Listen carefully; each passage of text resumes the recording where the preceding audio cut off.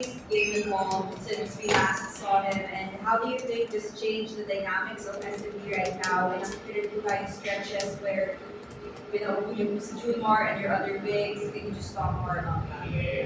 Well, it's really a big adjustment in our parking lot because before the start of the game, so I'm really worried with both Wright and Junmar under the weather sila eh. And then kahapon,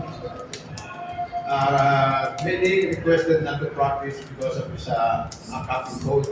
Same thing with Junmar. In the last 3 days, he was not able to practice. But last night, he assured us na they can go to the game. And if you notice, Junmar's limited playing time because alam natin he's not in a great shape. Since this started the conference because of some injuries and then nagkaroon sila ng mga illnesses katulad ng sipon sa kampo. And same thing with both right. But both right assured us na he'll be good and talaga makikita natin ang difference ni both right and a big impact as a team And at the same time, both right is really comfortable playing with the team and there's no major adjustment on his part. I mean, and you see the way he played there, parang last year pa siya naglalaro din sa team namin And it's really a good game because you will take the stats 1 point, 1 point and lamang sa as a rebound, as a free throws, everything And it's a good game. Thank you, Coach. We're now opening the floor to the media.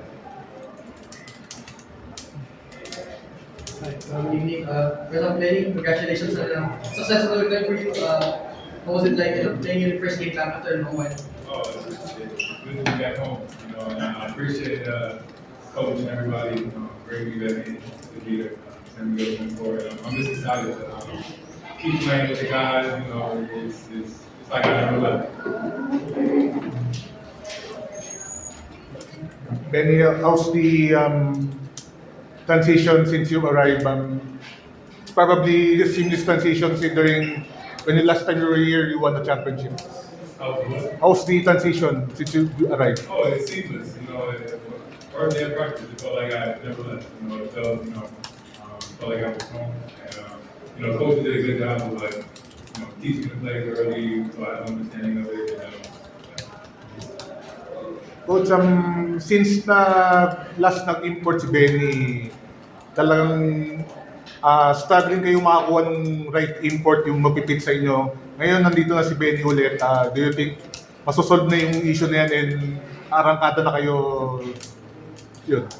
I think hopefully the last time what we did during Buenos arrival and the 2024 in the middle of the elimination and since that we never lost twice in a row and then eventually we won the championship and we're hoping na we can duplicate that kind of a situation that we have in the year 2024.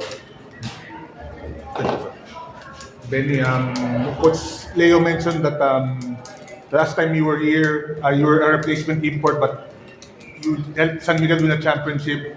This time you're in the same situation, coming in the middle of the eliminations. Do you think you can replicate that, or it would be seamless considering the experience you had? Yeah, I mean that's the goal, of course. But me personally, I like to take it 1 day at a time. It's stacking the wins. Tomorrow we'll be back in practice and then get ready for the next game. But to get this first win feels very good. For as a team, myself. I'm excited to move forward. When you had 3 4-point conversions, what is something that you're excited about? That 4-point shot? Yeah, I don't even notice that I'm behind the 4-point line a lot of the times. I think it's a regular 3. I'm trying not to shoot too many of them, just to get activated, but I think it's kind of natural to get those shots. So keep taking. Coach, kasi yung last few possessions ninyo si Junmar hindi mo ginamit. So, is this part of the game plan or dahil dito sa nararamdaman ng Junmar na parang I think that is my adjustment and I know some of the people will not understand because Junmar is alam natin during endgame and I talked to him, Junmar will replace me because I'm after the matchup It seems to us na Elders is trying to have advantage on building a small lineup and definitely they will be having advantage because most of the time it's a pick and roll and using Jumar. That's why we match up to their line. But when it comes to offense, Jumar is, will be there or not. No more? Okay. No more? Coach, Coach Benny, thank you. very much. Congratulations. Thank you, thank you. Pupunta natin.